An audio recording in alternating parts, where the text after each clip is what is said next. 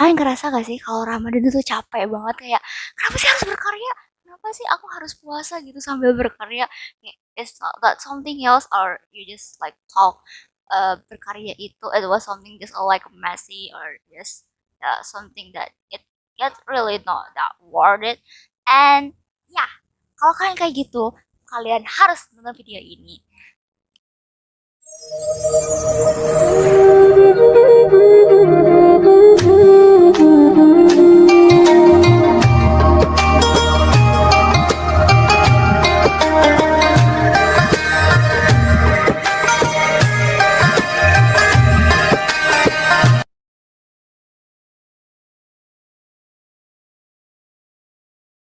Assalamualaikum warahmatullahi wabarakatuh. Alhamdulillahirabbil alamin. Wa bihi nasta'in ala umuri dunya waddin. Wassalatu wassalamu ala asyrofil anbiya'i wal mursalin wa ala alihi wa ashabihi ajmain. Amma ba'du. Yang terhormat kepada Bapak dan Ibu Ustazah dan juga Ibu Hikmiyatin Jalillah selaku pengasuh pesantren Risat Al-Muqtada, dan tak lupa kepada guru, mentor, dan teman-teman yang saya sayangi dan saya banggakan. Kali ini saya akan membawakan kultum yang berjudul Giatkan Puasa Ramadan dengan Semangat Berkarya. Dengan disclaimer, berkarya ini secara general teman-teman. Entah teman-teman mau mengartikannya yaitu karya ilmiah ataupun karya seperti gambar-gambar lembut. Jadi menurut KBBI, berkarya ini berarti tidak suatu pekerjaan, suatu perbuatan, atau suatu ciptaan yang seringkali kita artikan sebagai sebuah karangan. Ketika kita melihat pada kondisi di mana Ramadan ini, pasti tentunya kita ngerasain lelah, capek, kehilangan energi, apalagi harus mengisi puasa, mengisi hal-hal yang lainnya. Jadi emang nggak usah dulu, tapi kawan-kawan, dari karya ini juga sangat penting loh. Nah, pertama aku jabarkan mengenai sesi kesehatannya dulu yuk. Nah, kali ini saya akan membawakan referensi dari BBC Indonesia. Ketika kita Ramadan, kita memiliki beberapa ataupun kita memasuki beberapa fase yang dimana kita ini merasa downgrade pertama ataupun upgrade. Nah, fase yang pertama dan seringkali terasa sulit yaitu adalah fase perlunya sebuah kebiasaan ataupun sesuatu yang namanya memulai. Nah, ini fase hari pertama sampai hari ketiga. Nah, fase ini adalah fase tersulit di mana fase-fase ini adalah ketika kita mulai menyimpan cadangan energi makanan dan seringkali ketika gula darah habis, siap-siap lemak kalian akan dipecah menjadi gula darah.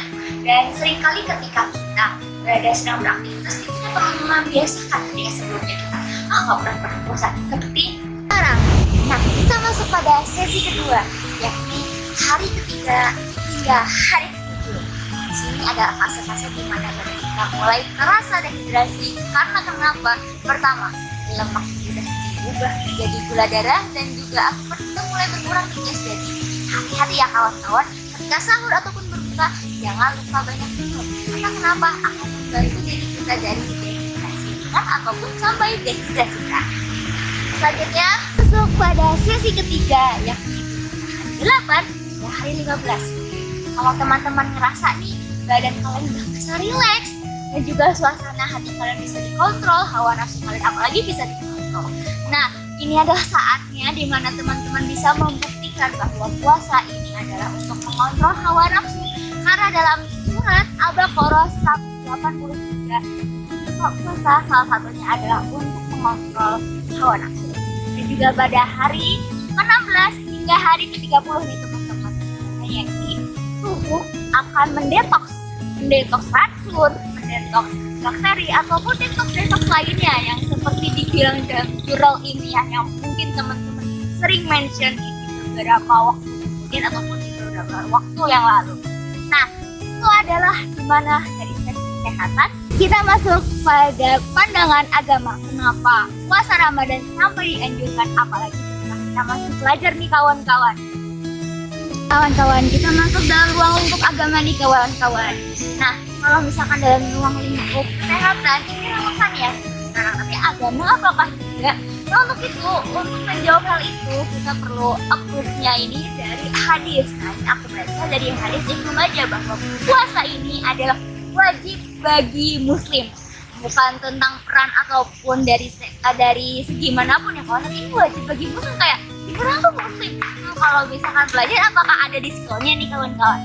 Untuk hal itu aku juga nemu nih lagi hadis yang namanya ini adalah hadis Muslim, yakni mengenai siapapun yang menuntut ilmu karena Allah, maka akan Allah mudahkan jalannya baginya ataupun ya jalan baginya menuju surganya Allah. Masya Allah nggak teman-teman, udah kita menuntut ilmu nih kawan-kawan dijalankan, habis itu diskonin sama Allah untuk dimudahkan baginya jalan menuju surga.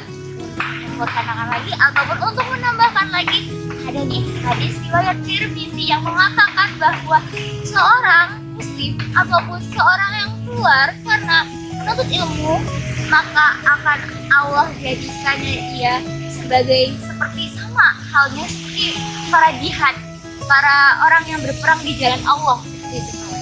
Ini relevan banget nih kawan-kawan, bahwa dalam surat Al-Baqarah ayat 183 dikatakan bahwa puasa ini mempunyai makna atau mempunyai arti bahwa untuk meningkatkan ketakwaan kita. Udah pada puasa, kita muslim, kita belajar, tingkatkan lagi ketakwaannya. Apalagi dikasih diskon sama Allah untuk dimudahkan baginya jalan menuju surga. Relevan banget gak sih kawan-kawan? Untuk di sekarang kalian masih ragu nih, udah dalam segi kesehatan itu bagus banget, habis itu dari segi agama pun juga tak kalah main-main kawan-kawan. Jadi apalagi kawan-kawan, apakah kalian mau menunda untuk berkarya ataupun men-sharing-sharing hal yang kalian ketahui tentang muslim ataupun tentang Islam kepada teman-teman, karena itu bisa jadi loh diskon teman-teman dari Allah untuk dimudahkan jalannya. Oh ya, ngomong-ngomong, aku juga nih punya kata-kata yang menarik untuk kalian, yakni salah satu cara sebagai seorang pelajar untuk berjihad di jalan Allah adalah dengan berkarya. Masya Allah banget gak sih kawan-kawan? Nah, kata-kata tadi itu sekaligus penutup untuk aku dari Kultum kali ini. Semoga apa yang sudah aku bahas dan aku share ke kalian semua bisa kalian ambil hikmahnya, bisa kalian dapat juga ilmunya, dan bisa kalian cerna maknanya agar bisa kalian dapatkan ataupun lakukan di kehidupan kalian.